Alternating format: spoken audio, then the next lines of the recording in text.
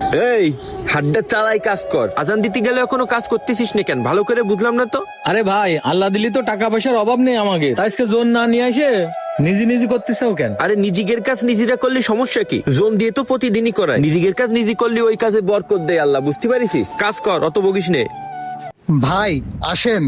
আরে ভাই কই নিয়ে যাচ্ছেন আমাদের? আরে ভাই ওই যে ওইখানে আছে। আরে আপনি তো সেই ধরে ওখানে ওখানে করতেছেন, করতে করতে 2 কিলোমিটার দাঁড়াইলেন। আরে আমরা হাত চালাই কাজ কর, কি করতেছিস বুঝলাম না তো। ভাই ওই দেখেন। কিরে বন্ধু হৃদয়, তুই এখানে কি করিস? আরে বন্ধু, তোরা এখানে? হ্যাঁ আমরা এখানে, কিন্তু তোর কি অবস্থা? তুই না আমাদের ক্লাসের টপার ছিলি, তোর এখন এই অবস্থা কেন? হ্যাঁ বন্ধু, টপার ছিল বলে কলেজে কি ভাব নিত, আর স্যার ম্যাডামও ওরে নিয়ে প্রশংসায় মাইতে থাকতো। এখন স্যার ম্যাডামের ডেকে দেখানোর দরকার ছিল মাঠে এসে এই কাজ করতেছে।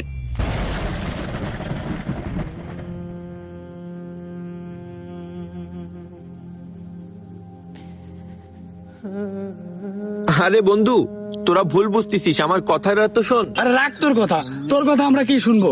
শোন, কলেজের টপার হইলেই হয় না, মাথায় একটু এক্সট্রা নলেজ থাকা লাগে, সেটা তোর নাই। দেখ আমরা এখন বড় বড় কোম্পানিতে চাকরি করি, আর তুই গ্রামে এসে কি করতেছিস? খেত খামারে কাজ করে বেড়াচ্ছিস। এ ভাই, আপনারা এসব কি বলতেছেন? খবরদার আমার ভাইয়ের সাথে এভাবে কথা বললেন না আপনারা।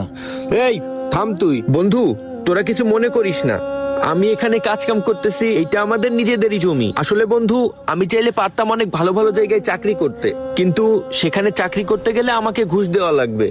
আর এত পড়ালেখা করে আমি ঘুষ দিয়ে চাকরি করব, এটা আমি কখনোই মানতে পারবো না বন্ধু। এজন্য আমি আর চাকরি বাকরি করি নাই, আমি এই মাঠেই চাষাবাদ করে ফসল উৎপাদন করি। এই তুই এই সামান্য আবাদ করে কয় টাকা ইনকাম করিস?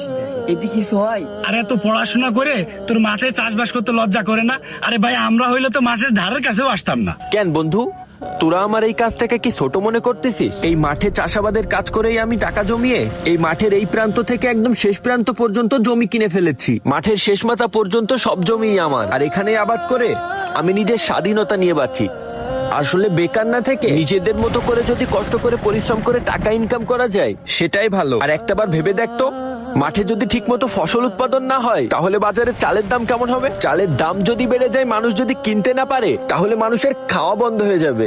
আর তখন আমাদের এই সমাজের অবস্থাটা কি হবে তুই ভাবতে পারতিস? বাবা মা চাইলো যে আমি পড়াশোনাটা যাতে কমপ্লিট করি, এজন্য তাদের ইচ্ছা পূরণ করার জন্য আমি পড়ালেখা করেছি। কিন্তু আমার ছোটবেলা থেকে ইচ্ছা ছিল মাঠে চাষাবাদ করে নিজেই কিছু করা, আর আমার এটাই ভালো লাগে। আর আমি তো মাঠে সবসময় কাজ করি না, আমি জোন দিয়ে কাজ করাই। আর আমাদের এই মাঠে যতটুকু জমি আছে না, এইখানে প্রায় 40 থেকে 50 জন লোক প্রতিদিন কাজ করে, আর তাদের স্যালারিটা দিই আমি।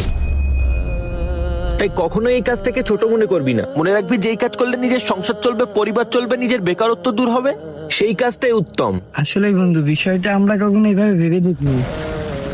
যার জায়গা থেকে সে যদি পরিশ্রম করে সৎ পথে, তাহলে সবকিছু করে ভালো থাকা যায়। তুই না দেখলে বুঝতাম না। বন্ধু, তুই আমাদের কথায় কিছু মনে করিস না, আমরা আসলে আসছিলাম তোর সাথে দেখা করতে। আসে যখন দেখছি তোর এই অবস্থা, আসলে আমাদের মাথা ঠিক ছিল না।